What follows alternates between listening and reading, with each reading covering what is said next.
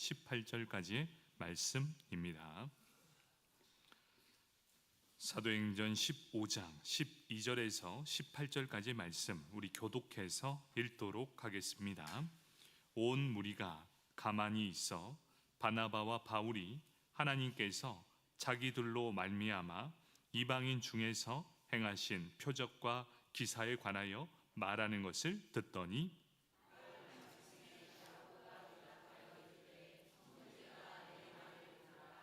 하나님이 처음으로 이방인 중에서 자기 이름을 위할 백성을 취하시려 그들을 돌보신 것을 시므온이 말하였으니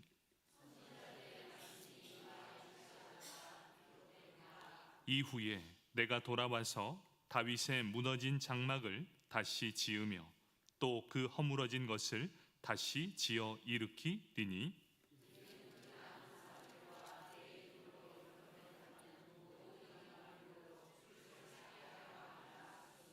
함께 읽겠습니다. 즉 예로부터 이것을 알게 하시는 주의 말씀이라 함과 같으니라. 아멘. 구역 성김이 나오셔서 구역 득송 하시겠습니다.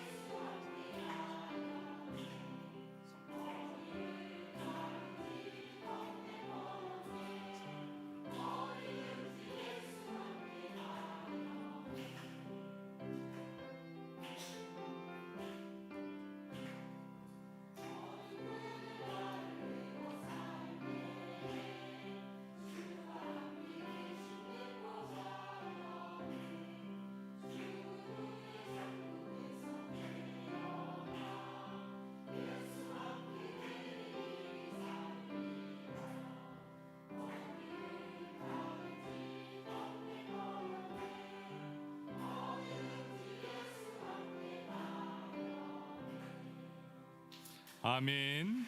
감사합니다. 우리 귀한 성기민들 그리고 우리 강사님들과 구역장님들입니다. 이분들의 희생과 헌신이 있기에 우리 구역이 또 이렇게 잘 유지되는 것 같습니다. 우리 다시 한번 격려함으로 힘차게 박수하겠습니다. 감사합니다. 오늘 말씀은 이근택 선교사님 나오셔서 선교 무너진 다윗의 장막의 회복이라는 제목으로 함께 은혜를 나누도록 하겠습니다. 여러분 오늘 참 잘 오셨습니다. 제가 이렇게 잠깐 동안 이 선교사님과 대화를 나눴는데요, 기도의 사람이세요. 그리고 성령의 사람입니다. 우리 기린 제1교회 장로교회입니까? 네, 그렇죠. 기린 장로교회에서 8년 동안 사역하시고 이제 그 하나님의 부르심에 이끌려서 선교 사역을 지금 20년 넘게 하셨습니다. GMS로 뉴질랜드에서 사역하시면서 이번에 20년이 돼서 이 한국에 들어오셨습니다. 그리고 인제 땅은 23년 만에 처음 온답니다. 얼마나 감동이 되었는지 이 오게 된 계기가 있었는데요, 지금까지 우리 교회에서 후원을 계속해서 해주셨답니다. 그리고 이제 정영도 목사님께서 은퇴하시고 제가 이렇게 그 다음 목사로 세워지게 됐는데, 저희가 계속해서 이 선교 후원을 하게 되었습니다. 저희가 선교 후원을 할 때 이 규칙이 있었습니다. 어떤 규칙이 있냐? 기존의 것은 다 유지하되 혹시 그분이 은퇴를 하셨는지 은퇴를 하지 않았는지 그것을 파악한 후에 은퇴하셨으면 그곳에서 멈추고, 그리고 이번에 계속해서 사역을 하시면 계속해서 지원하겠습니다. 이것이 바로 우리가 선교를 세우고 진행하는 과정에 있었습니다. 그래서 그걸 확인하는 과정이었습니다. 그래서 선교사님이 계속 되시는 분도 있었고 새로 선출된 분도 있게 되었습니다. 그 기준에 따라 된 것이지 개인적으로 이 사람은 끊어야 되겠다, 절대 그런 게 없었습니다. 그분의 형편상 연세 70세가 넘으셔서 이제 은퇴를 하게 되면 자연스럽게 이제 우리 교회에서도 이제 그만하겠습니다라는 규칙을 세웠습니다. 저희가 이렇게 알다 보니까 지금 이제 2년 반 정도가 남으셨다고 하더라고요. 그래서 저는 당연히 계속 이어져야 되겠습니다라는 이 마음을 표현했고, 그게 너무 또 감사하셨답니다. 그래서 설교를 안 해도 좋으니 이곳에 꼭 와보고 싶었답니다. 그래서 저희가 와주시면 또 설교도 같이 하시고 은혜 많이 받겠습니다, 이렇게 말씀을 드렸더니 흔쾌히 와주셨고, 오늘 기도의 사람이요 하나님의 사람이요 성령의 사람인 우리 이근택 선교사님 오셔서 말씀 전하실 때 큰 은혜의 시간 받기를 축복합니다. 우리 이근택 선교사님 오실 때 우리 힘차게 박수하겠습니다. 잠깐 기도하겠습니다. 아버지, 오늘 이 저녁에 저희들을 이곳까지 인도하심이 아버지 뜻이 있음을 믿습니다. 이곳에 임하셔서 하나님의 영광을 보게 하시고 하나님의 만져주심으로 말미암아 병든 자는 치유되게 하시고 낙심된 자는 소망을 얻게 하시고 곤고한 자는 기쁨을 회복하는 귀한 밤 되도록 함께하여 주옵소서. 지난 20여 년 동안 기도의 사랑을 빚지고 살아온 자 이 강단에 세우셨으니 하나님, 이제도 주님께서 사랑하는 귀한 성도들과 우리 장로님들과 우리 목사님 주의 오른손 장중에 붙잡으시고 기도의 용사들로 하나님의 사람들로 더 기보절한 영성의 사람 되도록 축복하옵소서. 주님 기대하며 예수 이름으로 기도합니다. 아멘. 제가 1994년 2월 달에 기린 제일교회에 왔거든요. 그리고 95년도에 치아를 11개를 뽑고 그때 원통에 있는 최치과에서 뽑고 치료를 했는데 이제 꼭 30년 만에 제가 또 이쪽으로 쌓게 많이 임플란트를 해야 돼서 조금 불편해요. 여러분들 보실 때에 아이고 영상 올라가네. 조금 발음도 제가 좀 불편하고 그러나 최선을 다할 터이니까 이거 보지 마시고 우리 말씀에 은혜 받으십시다. 뉴질랜드라는 나라는 매우 젊은 나라입니다. 그 이전에 살고 있었던 민족은 마오리족인데요. 그들은 식인종이에요. 하와이안 마오리라 해서 우리 아시안 우리처럼 몽고 반점이 있는 그런 원주민들입니다. 그 땅에 복음이 들어간 것은 1814년 12월 22일 날 호주에서 배를 타고 들어온 한 선교사 팀에 의해서 그 땅에 복음이 들어가게 되고요. 그때 이 복음이 들어갈 때에 그러니까 부족이 시적으로 형성된 부족들이 있는데 이 랑기호우아라는 그런 지역이에요.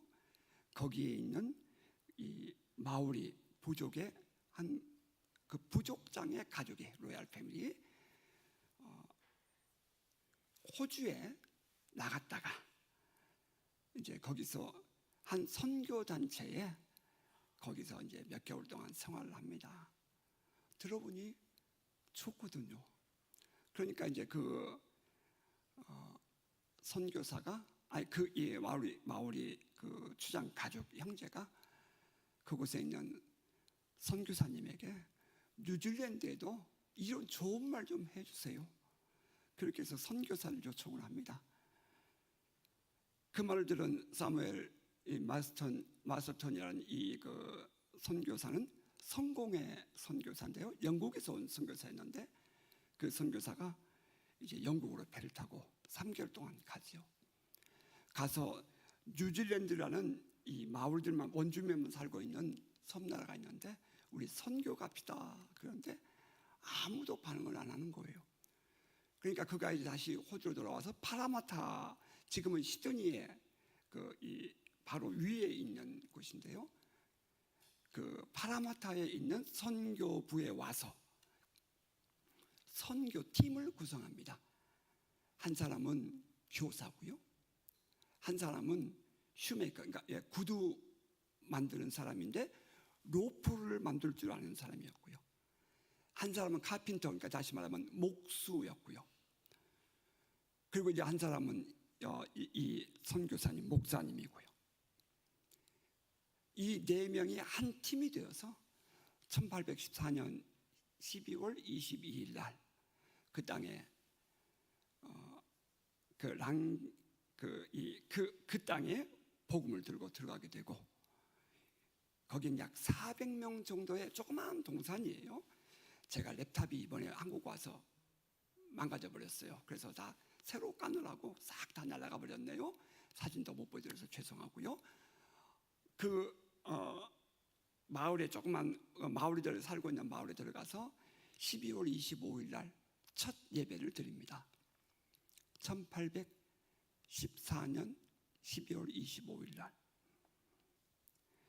그들은 이 팀으로 들어간 선교사님들은 가족들을 데리고 갔어요.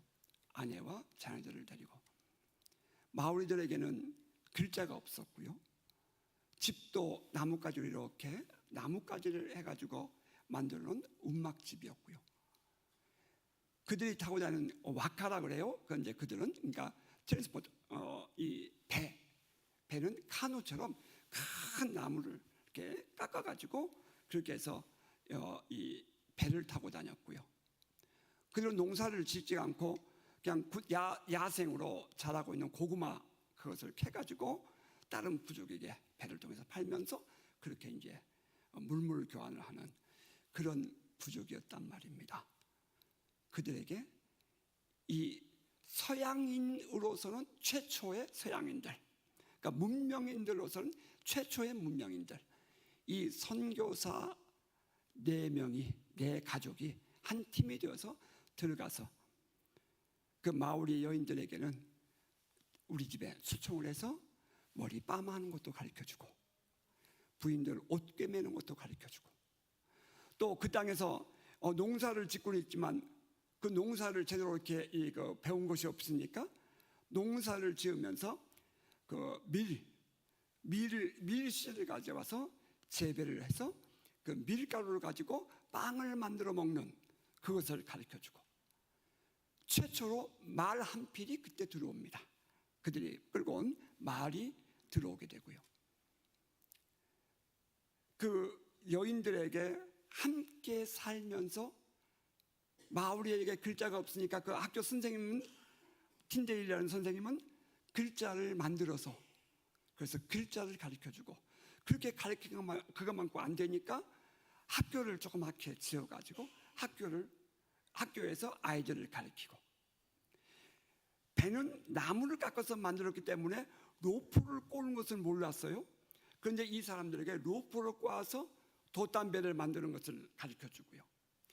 집을 나뭇가지로 이렇게 움막을 치고 살았던 그들에게 목수가 와가지고 건물을 세우고 벽돌을 만들어서 건물을 세우고 집을 세우는 것을 가르쳐주면서 이 선교사 팀은 뉴질랜드에 최초로 서양 문물을 전수해 주었습니다. 그들은 함께 생활했고요, 함께 먹었고요. 이제 이 선교팀들은 그 마오리들에게서 마오리 말을 배우고 마오리 문화를 배우면서 서로 함께 살아갔습니다. 그게 1814년 12월 25일 첫 예배였고요. 역사를 쭉 살펴보니까 1830년에 가서야 최초로 세례자가 3명이 나오게 됩니다. 그러면 그 땅에 선교사 가정에 들어가서 16년 만에, 만 15년 만에 최초로 예수 믿는 사람이 나오게 되는 것입니다. 아시안에서 나온 그런 이 하와이안 마오리였기 때문에, 인디안족이기 때문에 그들은 정령 숭배하는 것이 있었고요. 그러다 보니까 그 선교사가 와서 복음을 전해도 부담은 없었지만은, 착하게 막 좋은 소리만 하니까 부담은 없었지만 그 예수를 받아들이는 것이 그렇게 어려웠습니다. 그랬던 그들이 만 15년 되었을 때야 최초로 3명이 예수를 영접하고 세례를 받습니다. 저는 그 소식을 듣고 C채널이라는 우리 한국의 방송, 디지털 우리가 방송이 있죠, CTS처럼 제가 뉴질랜드 소식을 거기다 이제 제가 요즘에는 좀 이제 멈췄습니다만은 수년 전에 한 10년 동안을 제가 그런 자료들을 해서 방송을 한국에 내보냈거든요. 그 자료를 쭉 더듬어 보니까 15년 동안을 이 선교사들을 보낸 사람들이 파송교회가 기다려주었다는 것이 저를 놀라게 했습니다. 우리 한국교회는 어때요? 선교사 보냈으면 빨리 예수 믿는 사람 나와야 되잖아요. 빨리 교회도 세워야 되잖아요. 뭐든지 빨리빨리 되잖아요. 그런데 그들은 그 영국 교회와 호주 교회가 파송했던 세뮤얼 마슨, 이 선교사 팀에게 15년 동안을 기다리면서 그들이 함께 그들 가운데 젖어서 생활하는 것을 기다려줬다는 사실입니다. 참 놀라운 일이죠. 1830년에 최초의 수세자가 나오고요, 1835년에 러셀이라는 지방에 뉴질랜드 최초의 교회가 12월 달에 땅을 사가지고 그 다음에 6월 달인가 교회를 짓게 되고요. 그리고 이제 그 이후로 이제 선교사들이 각 마을 저 밑에 남섬 이쪽까지 이렇게 선교사들이 들어오면서 이제 서서히 복음화가 이루어집니다. 뉴질랜드가 영국과 이렇게 수교를 하게 된 것은 1840년. 그러니까 1835년 교회가 세워지게 될 때에 거기에 최초의 인쇄가 들어오기 시작하는데, 그 최초의 인쇄기가 들어와서는 선교사팀이 갖고 들어온 거죠.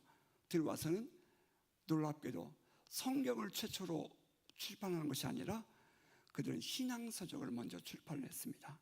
그래가지고 사도신경 혹은 십계명 그런 것을 풀어서 가르치는 그런 이 성경이 아닌 경건서적을 출판하면서 그렇게 복음을 생활 속에서 전하기 시작했고요. 1840년 2월 6일 날 이제 비로소 뉴질랜드와 영국이 수교를 맺게 됩니다. 그런데 호주는 원주민들을 그냥 노예처럼 이렇게 천대하고, 또 미국도 마찬가지죠. 우리 퍼시픽 태평양의 많은 이 섬나라들이 그런 식으로 이렇게 영국이 점령을 했는데 뉴질랜드만큼은 그렇게 하지 않았습니다. 뉴질랜드는 영국 여왕 빅토리아 여왕을, 영국의 여왕을 받아들이고, 또 영국 왕실에서는 뉴질랜드의 그 각 추장들을 그 공작 혹은 그 무슨 자귀를 쏘란 자귀를 주어서 그들을 인정해주면서 마오리들에게, 원주민들에게 영국 사람과 똑같은 시민권을 주고 합병을 합니다. 뉴질랜드의 이 위치는 오클랜드를 따지면 동경 178도 그리고 이 남위 36도. 그러니까 동경 178도면 날짜 변경선 바로 옆에 있는 거지요. 그러니까 세계적으로 영국이 해가 지지 않는 나라가 되는 마지막 포인트가 이 뉴질랜드와 이렇게 그 영연방을 맺은 것이었습니다. 연방을 맺은 것이었습니다. 그 영국의 이 그 조약 중에 보면은 이런 것이 있어요. 이 땅의 모든 이 농산물이나 수산물들은 뉴질랜드 원주민 것이다. 그러나 그 모든 것은 아주 성경적이니까요, 영국에서 가져간다, 수입해 간다. 그래서 1840년에 최초의 수교를 맺은 이후에 뉴질랜드에서 나오는 그 깨끗한 농수산물들, 치즈 혹은 임업, 그 모든 것들이 영국으로 수출을 합니다. 그러니까 이제 그동안에 뉴질랜드는 갑자기 1840년도에 세상의 이름을 드러내는데, 이 머리를 딱 따는 그런 이 식인종들인데, 그들이 이제 그 선교사들의 영향을 받아서 그들이 이제 변화가 되고 이제 그런 짓을 하지 않는 민족이 되는 거죠. 그래도 여전히 지금도 그들은 거칩니다. 거기는 깽단이라고 그러면 전부 다 부족 간에 이렇게 싸우는 그런 사람들을 깽단이라고 그래요. 그러나 이제 우리가 이해할 때는, 문화인력적으로 이해할 때는 그것은 부족들이 살아가는 방법이니까 저는 그렇게 이해를 합니다. 어쨌든 간에 이제 영국, 뉴질랜드가 잘 사는 나라라고 많은 사람들이 얘기하는데, 그때 영국 왕실에서 수입을 해가면서 경제가 들어오게 되고 어느 날 갑자기 부자가 되는 거죠. 그래서 세상에 그 나라의 이름이 알려지게 됩니다. 1900년도 인구 센서스에 보면 놀라운 사실을 발견하게 됩니다. 스스로 기독교인이라고 이 태그 표시를 하는 사람들이 97%입니다. 1835년도에 3명이었던 이 수세자가 1900년도에 인구 센서스에서 97%라는 것은 놀라운 일입니다. 그런데 이제 그래서 그 당시에 인구 대비로 세계에서 선교사를 제일 많이 파송한 나라가 뉴질랜드였습니다. 1900년에서 1910년 사이에 이제 영국의 사람들과 마을들 속에서 이제 독립하고 싶은 사람들이 있어서 전쟁이 일어나면서 이제 몇십만이, 또 한 20만이 죽게 되고요. 1919년도 1차 대전, 45년 2차 대전, 그 모든 전쟁에 뉴질랜드는 평화유지군으로 유엔의 그 책임을 가지고 군인을 파송하게 됩니다. 당연히 우리 대한민국에도 한국전쟁 때 약 140여 명이 와서 죽었죠. 인구가 급속도로 줄어서 1919년도, 20년도 됐을 때는 인구가 100만 이하로 줄게 됩니다. 막 다. 그러니까 전 세계적으로 1차 대전, 2차 대전이 끝났을 때 이런 철학과 사상적으로 큰 변화가 일어나는데, 그게 뭐냐면 허무주의였습니다. 전쟁 이후에 사람들이 그냥 무너지는 거예요. 사람이 무너지는 거예요. 허무주의. 그래서 그 영향을 받아가지고 뉴질랜드 교회가 이제 서서히 1차, 2차 대전을 마치면서 교회가 이렇게 기울어가기 시작했습니다. 밖에 나가서 죽은 사람도 많고요. 우리 전쟁터에 가서 그들은 전쟁에서 나가서 죽으면 그 마을의 영웅처럼 그들은 대접을 하고 또 인정을 해주잖아요. 제가 우리 여기서 목회하다가 2001년 12월 마지막 주에 섬기던 기린제일교회를 사임을 하고 2002년도에 2월 달에 제가 파송을 받고 한 교회 파송으로 제가 갔습니다. 가서 2001년도 통계를 보았더니 인구 센서스에 57%가 스스로 나는 기독교인입니다 라고 썼습니다. 우리 여기도 마찬가지죠. 저분들이 백담사 가지 않고도 그냥 불교 영향 속에 살면서 4월 초팔 되면 쌀 한 바가지 시주하면서 나도 불교인이라고 태그하잖아요. 그런 것처럼 성탄절이나 부활절 되면 그때 교회 한번 나오면서도 자기들은 여전히 기독교인이라고 태그를 하는 겁니다. 표시를 하는 거예요. 제가 어떤 마을회를 만났더니 자기는 애들이 5명인데 5명 이름이 다 우리 크리스천 네임이에요. 기독교식 성경에 있는 이름이에요. 그래서 제가 너 교회 가니? 나 우리 교회 운영위원 중에 한 사람이야. 우리 아버지가 목사야. 아니, 너 교회 가느냐고. 자기는 교회 안 간답니다. 그러지만 자기는 크리스찬이래요.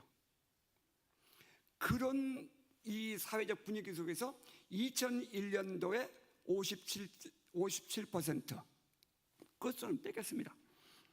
그러던 것이 2013년도에 46%, 2021년도에 37%, 2023년 작년에 37%. 갈수록 10년에 10%씩 줄어들고 있습니다. 그것뿐이 아니라 그러면 교회에 나오는 숫자가 그러냐? 아니요. 교회 주일날 나오는 사람은 아까도 얘기했다시피 명목상의 크리스찬은 많아도 실제로 주일이면 교회 찾아가는 사람은 2% 혹은 3%밖에 되지 않습니다. 3%도 많다고 봅니다. 그럼 어떤 사람들이 그럼 교회 가는가? 장로교, 감리교는 이제 할머니, 할아버지들만 남아 계시고요. 이제 젊은이들은 성령 사역을 하고 있는, 그러니까 우리 한국식으로 따지면 AOG 소속, 그러니까 수목음 계통의 그런 교회는 막 계속 불어나고 이쪽 교회들은 젊은이들이 오질 않습니다. 교회가 비죠. 그럼 목사님들이 한 교회, 두 교회, 세 교회, 네 교회 한 달에 한 주일여기 이렇게 돌아가면서 네 교회를 주일을 지킵니다. 그러니까 성도들도 그 교회 가면 이렇게 붙여놨어요. 몇 월 며칠 우리 교회 서비스 예배 있다. 그러면 그 마을 사람들이 그 교회 가서 예배를 드리는 거예요. 지금 뉴질랜드의 상황은 갈수록 더 줄어듭니다. 제가 우연히 우리 그 키위 뉴질랜드 사람을 만나서 내가 너 예수 믿냐? 그랬더니 예수가 뭐야? 아니 너 크리스찬이냐고. 그랬더니 화를 버럭 내면서 너, 그러고 휙 돌아서 가버렸습니다. 뉴질랜드를 많은 사람들은 그 선진국 아니냐 그렇게 얘기하는데 영적으로는 매우 정말 깜깜한 나라입니다. 지금 우리 대한민국에 오늘 10월 27일 우리 연합 기도해야 한다고 붙었는데요. 뉴질랜드는 2011년, 12년도에 이미 동성 결혼이 합법화됐고요. 전 국민이 76%가 반대를 했음에도 불구하고 저희는 한 법이 하나 올라가면 3차 독회 3번 의회가 회의를 합니다. 마지막 세 번째 독회에서 77대 44의 대결로 그게 통과됐습니다. 그 법을 최초로 발의한 사람은 그 노동당인데 그는 동성연애자였고요. 그 사람은 여자인데 그 사람은 국회의원이고 그 남편 역할을 하고 있는 그 여자는 변호사였습니다. 그렇게 해서 전국에 막 바글바글 끓고 의회당 안에까지 들어가서 우리가 막 데모해도 이렇게 속회는 안에서 하니까 밖에 방청석에 다 있잖아요. 그래도 그들 거침없이 동성 결혼이 합법화됐고요. 그래서 2012년도에 통과가 되고 호주보다 우리가 먼저 됐거든요. 남반부에서 4번째로 빨리 됐습니다. 세계에서는 13번째가 될 겁니다. 그렇게 했더니 호주의 동성연애자들이 뉴질랜드 와서 결혼식을 하고 그러고 갔습니다. 생각해 보세요. 엄마 아빠가 다 남자예요. 아이가 어렸을 때는 모르고 컸지만 좀 커서 보니까 엄마도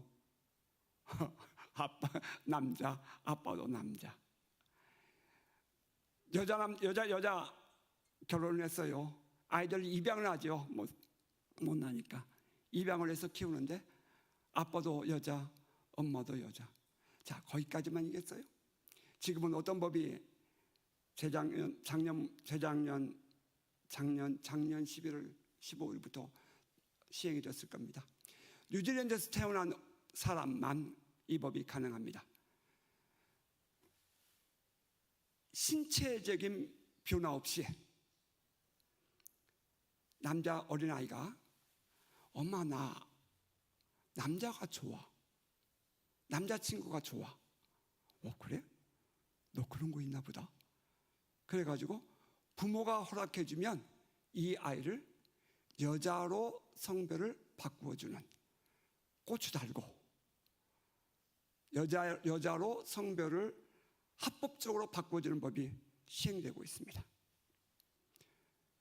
여자들이 샤워를 하고 있는 곳에 고추 달고 있는 남자가 들어가는 거예요. 여러분 받아들여집니까? 그러니까 이제 노인들이 거기 보수적인 사람들이 지금 데모가 나가지고 서명운동을 하는 거예요. 태어날 때부터 성별이 그렇게 된 사람은 거기에 따라가도록 해야지, 밑도 끝도 없이. 이제 트랜스젠더라고 그러잖아요. 남자가 여자로 바꾼, 성기를 제거해버린 사람. 이제는 그 여자들 그 대회에 참가를 해서 싹 다 쓸고 있잖아요. 그래도 그게 합법화됐으니까 말 못하는 거예요. 이제 제일 먼저 동성애 결혼이 합법화되었을 때에, 그때 제일 이제 부딪히는 사람들이 목사들이잖아요. 결혼 주례를 해달라고 왔는데 너희들 동성 결혼 주례 못 해주겠다 그러면 그 목사가 걸리는 거예요. 그게 차별금지법이에요 지금. 그래서 목사가 결혼 주례 못 하겠다 그러면 안 돼요. 그러니까 이제 그것 때문에 반대로 이쪽에서 일어나가지고 역차별금지법을 이제 만들고 있죠. 우리에게도 권리가 있지 않냐. 길거리 가서 혹은 설교 중에 동성연애 죄요 그러면 그 목사 당장에 잡혀갑니다. 그런 소리 함부로 못하는 거예요. 뉴질랜드의 지금 어떤 이 정서적인 분위기는 그렇습니다. 가장 중요한 것은 그 안에 어느 날 기도하다가 퍼뜩 그것이 생각났어요. 뭐냐면 우리의 남자와 여자를 누가 만들어요? 하나님이 만들어 주잖아요. 여러분 동의하시죠? 하나님이 만드셨는데 그것을, 그 권위를 받아들일 수 없다는 것이 바로 그 성차별, 성을 바꿀 수 있다는 인본주의예요. 소위 말하면 그 인본주의가 뭐냐면은 인간이 하나님 위에 있는 거 아닙니까? 그래서 하나님께서 정해주신 성을 우리 인간들이 마음대로 바꿀 수 있다고 생각하는 것, 다시 말하면 하나님의 가장 근본이 되는 그 권위를 도전하고 거부하는 운동, 그게 인본주의잖아요. 그게 소위 말해서 계몽주의였고요.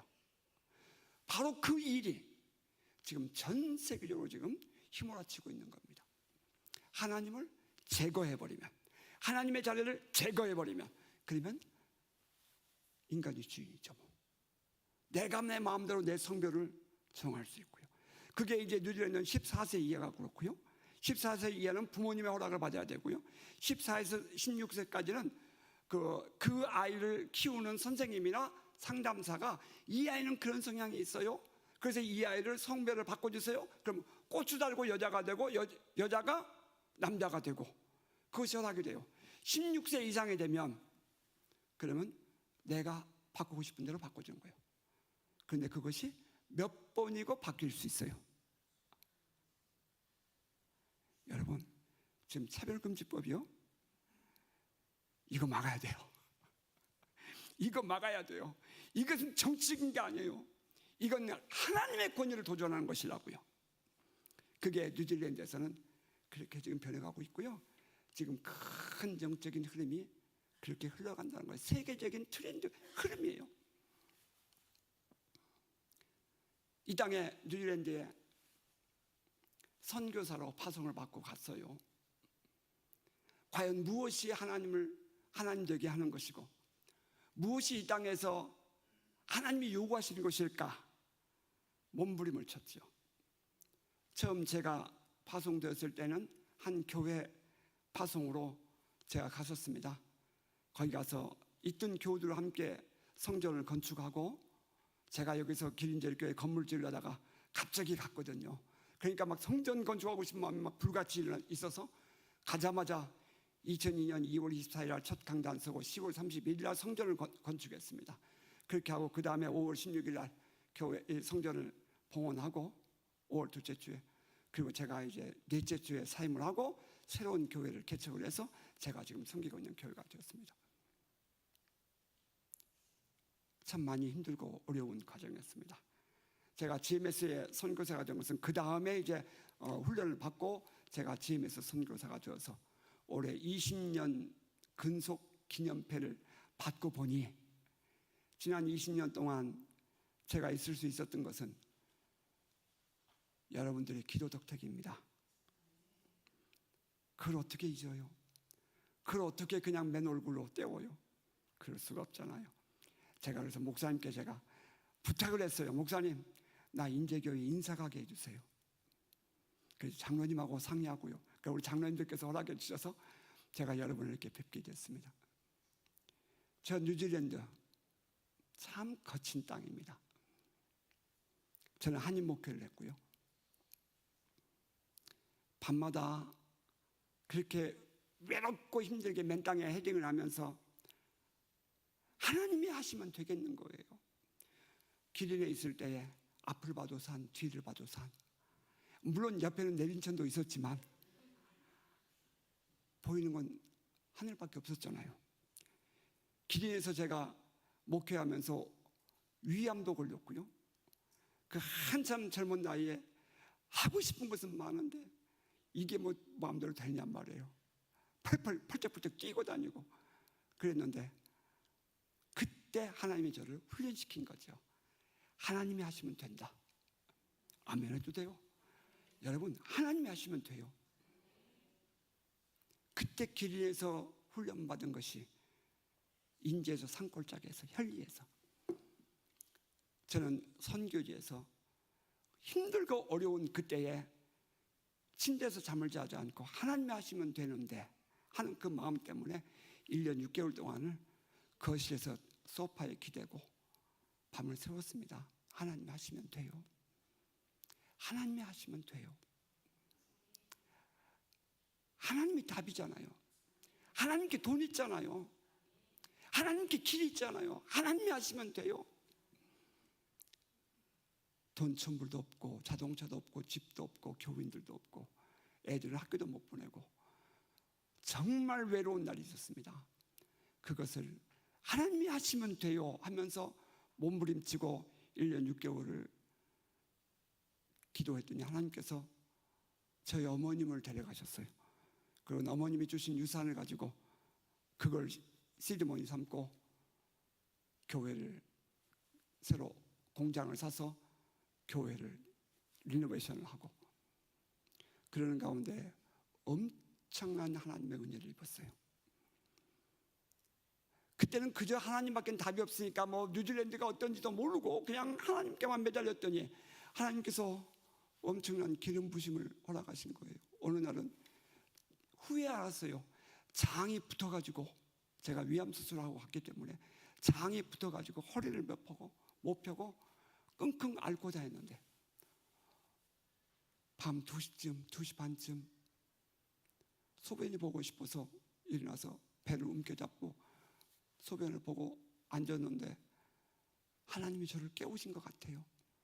그래서 그 밤에 배를 움켜잡고 하나님 살려주세요. 하나님 살려주세요. 거짓말처럼 트림이 꼭꼭 나면서 통증이 없어진 거예요. 그 이후로 하나님의 은혜가 엄청나게 임하는데 정말 귀머거리가 귀가 열리고 중풍병자가 일어나 걷고 뼈를 자르고 왔는데 뼈가 자라고 나는 이빨을 이렇게 수술을 했는데 그 자매는 사랑니가 누워있었던 사랑니가 서가지고 선교사로 헌신을 하고 뭐 엄청난 기적이 일어나는 거예요. 내가 하나님께 드릴 방법이 없어요. 어떻게 해야 할지. 그래서 하나님 어떻게 해요? 그랬더니 하나님께서 제 마음에 밤마다 기도회를 하라는 마음을 주시는 거예요. 하나님 나 못해요. 어떻게 밤마다 그런 걸 해요? 그랬더니 일주일 내내, 여러분 놀라셔야 돼요. 일주일 내내 설사를 한순간에 안 빠지고 막 줄줄줄 하는데 사람이 녹초가 되는 거예요. 사무실에 앉아 있는데 우리 그 교우한 사람이 지금은 소천하셨어요. 찾아왔어요. 목사님, 우리 밤마다 기도회 해요. 나 주님께서 나한테 그런 마음을 주시니 나 겁나서 못 하겠어요. 그거 어떻게 해요? 아니 그냥 모인 대로 해요. 그래서 그러면 그게 금요일 밤인데 주일날 광고하고 월요일 저녁부터 모입시다. 그리고 주일날 예배 시간에 광고하고 월요일 저녁이 됐는데 애들까지 몽땅 다 교회를 나오는 거예요. 7시부터 7시 반까지는 중보기도팀은 중보기도 하고 찬양팀은 찬양 연습하고 7시 반 되면 딱 제가 강단에 서면 11시 반까지 매일 집회를 700일 동안을 안 쉬고 했어요. 그러니까 얼마나 엄청난 기적이 일어났겠냐고요.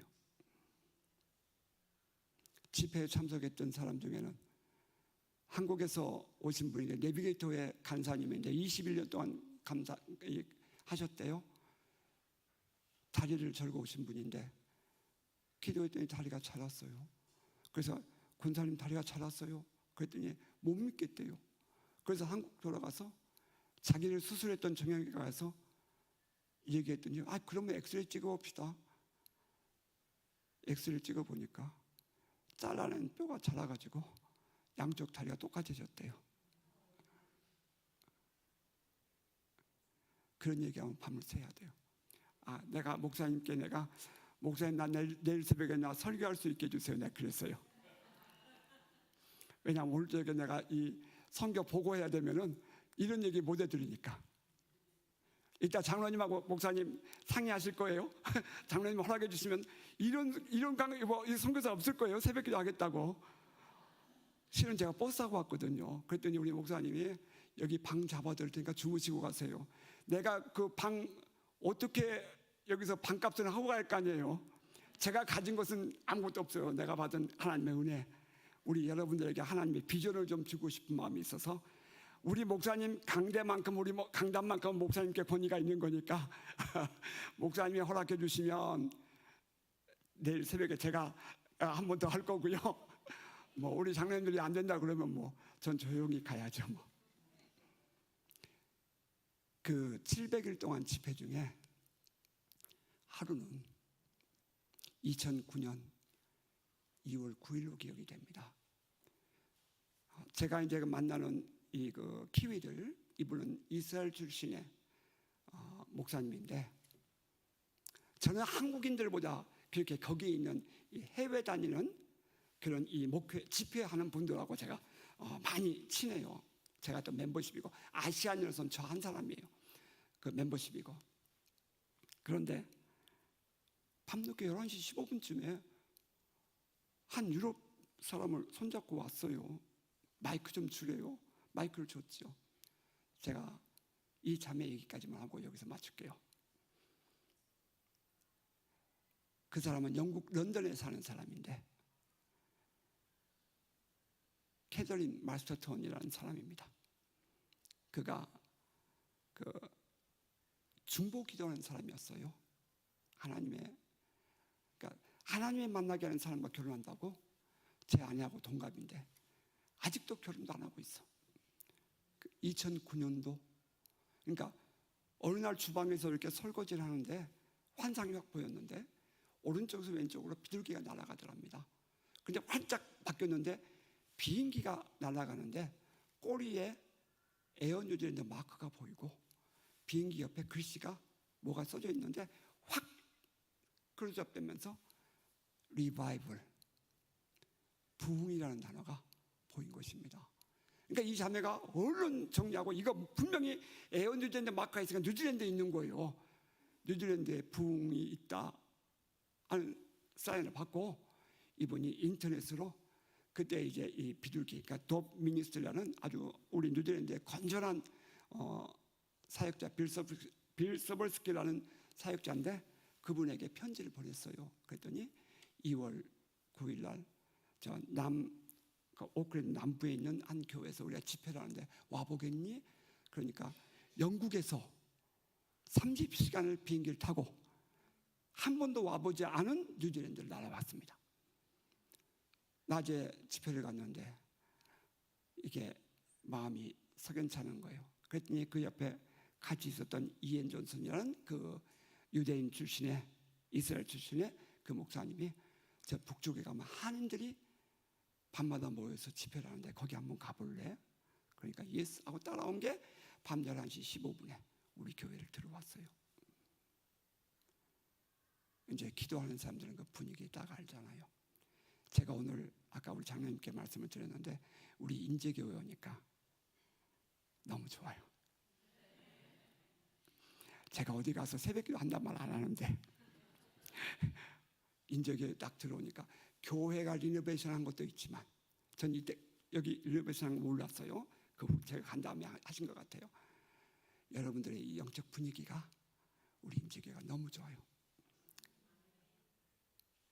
제가 여러분들에게 굳이 이런 말 안 해도 될 건데 아니요. 이런 데 가면 막 좋아가지고 제 안에 영적인 흥분이 막 오니까 참을 수가 없어요. 그래서 여러분에게 해드리는 거예요. 여러분들이 이럴 때일수록 더욱더 겸손하게 더욱더 성실하게 주님 품에 들어가 버리면 여러분 기적의 사람이 돼요.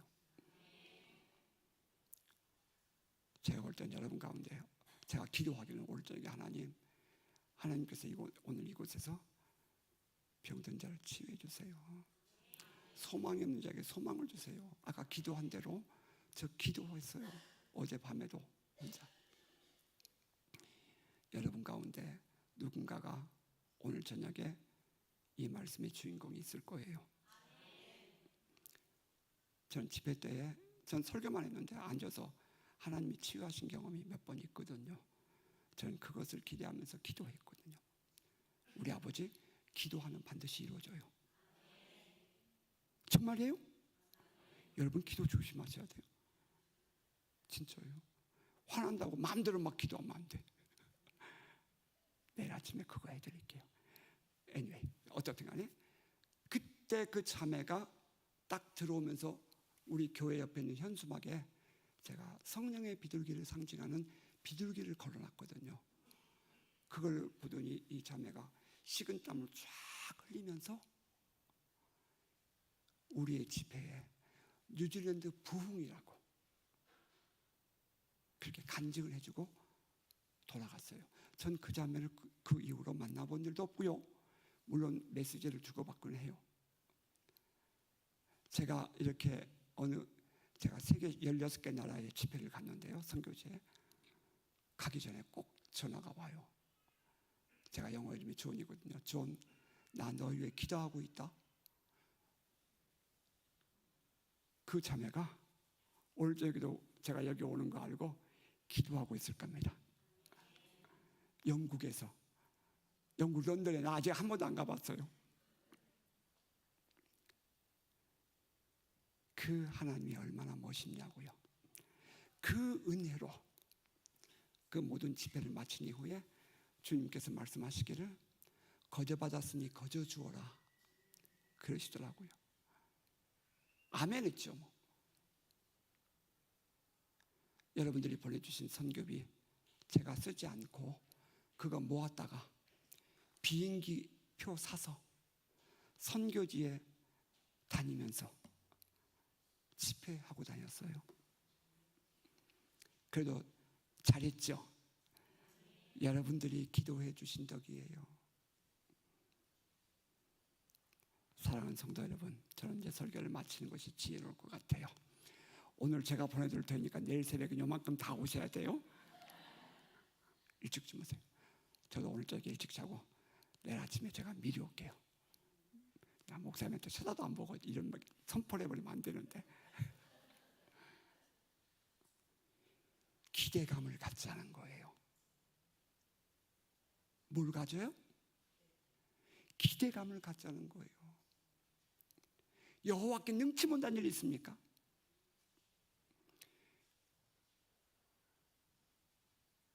내일 아침에 한국에서 10시 50분에 가정법원에서 이혼하기로 그 선고되는 날인데 뉴질랜드에서 새벽 4시 반에 이 자매를 깨워가지고 하나님께서 막 기도하게 하시는데 울컥 남편이 어떤 죄를 졌냐면요, 바람이 나가지고 한국에 있는 재산 팔아가지고 그 여자하고 필리핀으로 도망가려고 그랬어요. 그게 발견됐어요. 그게 어떻게 용서가 돼? 그게 어떻게 용서가 돼요? 그런데 도저히 합의가 안 되니까, 현장범이니까, 현행범이니까 합의가 안 되니까, 그래서 가정법원에서 그 조정을 하다가 안 돼가지고 마지막 판결하기 몇 시간 전에 주님께서 그 여집사를 깨워가지고 밤에 새벽에 식탁 밑에 들어가서 울다가 갑자기 순간적으로 그 남편이 불쌍해 보인 거예요. 내가 부인 노릇을 제대로 못해서 저 남자 저렇게 됐다. 갑자기 마음 드니까 이 양반이 울면서 기도를 마치고는 한국에 전화를 해서, 그때 4시간 차이였어요. 지금은 이제 썸머타임을 하니까 4시간이에요. 겨울에는, 거기 겨울에는, 여기 여름에는 3시간이지만 새벽에 전화를 했죠.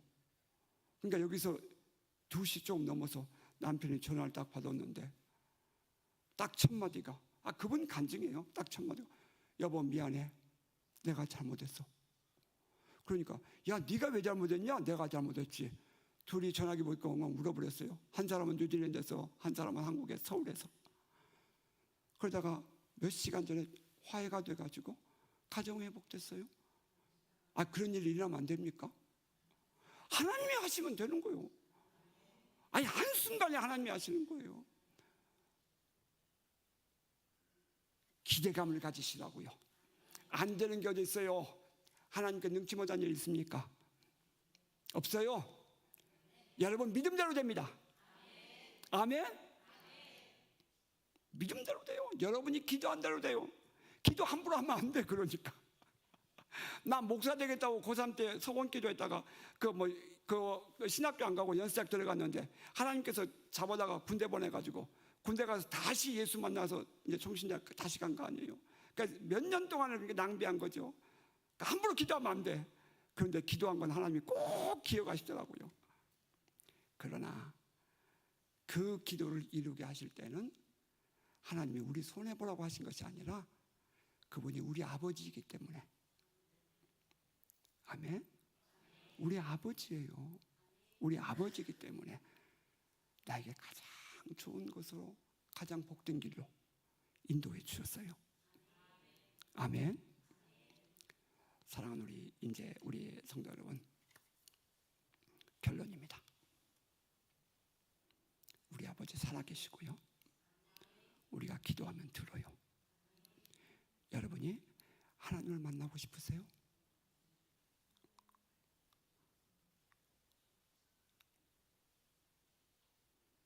하나님을 만나고 싶으시냐고 제가 물었어요. 하나님 여기 계시는데요, 여러분이 구하지 않아서 하나님을 못 만나는 거예요. 쉽게 표현합시다. 그리고 마칠게요. 딱 그 부분을 마칠게요. 6살 먹은 어린아이하고 아빠하고 치기 장난을 하면 아빠는 쉽게 아이를 치지만 아이는 아빠를 치기가 어려워요. 그때 아이가 아빠! 그러고 주저앉아서 울어버리면, 그러면 아빠는 도망가는 것 같이 하면서 살짝 옆에 가지고 딸이 탁 치게 만들어요. 그럼 딸은 자기가 잘나서 친 줄 알고 좋다고 하지만 실은 아빠가 다 주는 거죠. 여러분이 정말 하나님을 향하여 목말라 하면 하나님은 여러분을 만나 주십니다. 구체적으로 만나 주세요. 주님이 그렇대요. 전 이게 카보드라는 것인데 주님께서 사인 주셨어요. 맞대요. 여기 계신대요. 여러분이 그분을 구하면 주님은 여러분에게 응답하셔요. 아멘. 장로님 내일 새벽에 뵐 수 있도록 허락해주세요. 자, 여기서 마칠게요. 기도하십니다. 여러분 같이 한번 통성으로 기도합시다. 여러분이 하나님의 얼굴을 구하면 하나님은 우리를 만나고 싶어 하시는데, 여러분이 하나님을 구하는 것보다 하나님을 여러분을 만나고 싶어 하는 마음이 더 강해요. 여러분, 간절한 마음으로 하나님, 나 하나님 보고 싶어요. 하나님 만나고 싶어요. 하나님, 내 질병 치유주세요. 하나님, 이 문제를 하나님 해결해 주세요. 여러분, 간절한 마음으로 한 5분 동안 시간을 드릴 테니까 여러분 간절히 우리 한국식으로 주여 한 번 부르고 우리 같이 통성으로 기도하도록 하겠습니다. 주여! 살아계신 아버지 하나님, 은혜와 사랑 감사합니다. 오늘 이 시간 하나님 사랑 귀한 종들 위해 성령의 기름 부심을 더하시고 사모하는 자들마다 하나님 그 믿음대로 될지어다. 내 믿음대로 될지어다. 내 소원대로 될지어다. 하나님 이들 안에 소원이, 이들 안에 믿음이 성장하게 하시고, 그래서 비경은 주님을 만나는 그 경험 가지고 주 앞에 헌신하며 살아가는 하나님의 삶이 되도록 이들을 축복하시기를 원합니다. 아버지, 이 시간도 사모하오니 병든 자를 치유하소서. 하나님, 이 시간 사모하오니 하나님 연약한 자를 세워주소서. 아버지요, 결코 부끄러움 당하지 않게 하려 하셨사오니 하나님께서 사랑한 귀한 우리 성도들에게 믿음 안에 거는 자의 삶을, 그 기쁨을 누리도록 하나님 축복하시옵소서. 아버지, 이 시간도 원합니다. 하나님, 이곳에 귀한 교회를 세우신 아버지, 하나님 많은 그 수많은 역사 속에서 하나님 오늘 이 정점, 이 순간에 하나님의 일을 이곳에 이루시고 하나님의 영광을 나타내시고, 그래서 하나님 이 성전에서 하나님 사랑한 귀한 종을 통하여, 또한 사랑한 귀한 우리 하나님의 도우자들을 통하여 하나님의 이 땅의 인재가, 또한 이 강원도에 하나님의 영광이 드러나는 귀한 교회로 성장하도록 하나님 축복하여 주옵소서. 아버지여, 이 시간 사모니 성령의 기름 부심을 더하소서. 올라왔습니다. 주님이 그 은혜를 베푸시고 놀라신 하늘 문제달랄랄랄라 이랄랄라도달랄랄라달랄라 이랄랄랄라도달랄랄라. 이제도 주께서 역사하시되 하늘의 비밀을 보게 하소서. 아버지, 이들의 눈을 열려 하늘의 비밀을 보게 하소서. 지난날 하나님 그 보게 하셨던 하나님의 영광을 보게 하시고, 아버지 사랑하는 귀한 백성들이 하나님 이 명목상의 신앙인이 아니라 진정으로 내 온 혼신을 다하는 인격적인 신앙인으로 성장하도록 아버지 이들을 축복하소서. 주님 임하소서. 오 주님 만져주소서. 오 주님, 주께서 역사하소서. 아버지의 맺혔던 하나님 그 모든 불만과 아버지와 아팠던 그 모든 마음들을 시간 만져주시고 아버지의 비전을 보게 하소서. 아버지의 마음을 풀어소서. 오 주님, 인하여 이들 모두가 다 성령으로 충만하고 하나님, 그래서 이제는 하나님의 영광을 지난날 경험하지 못했던 놀라운 그 신앙 안에서 기쁨을 누리도록 아버지의 역사하여 주옵소서. 아버지여, 사모하오니 응답하시고 하나님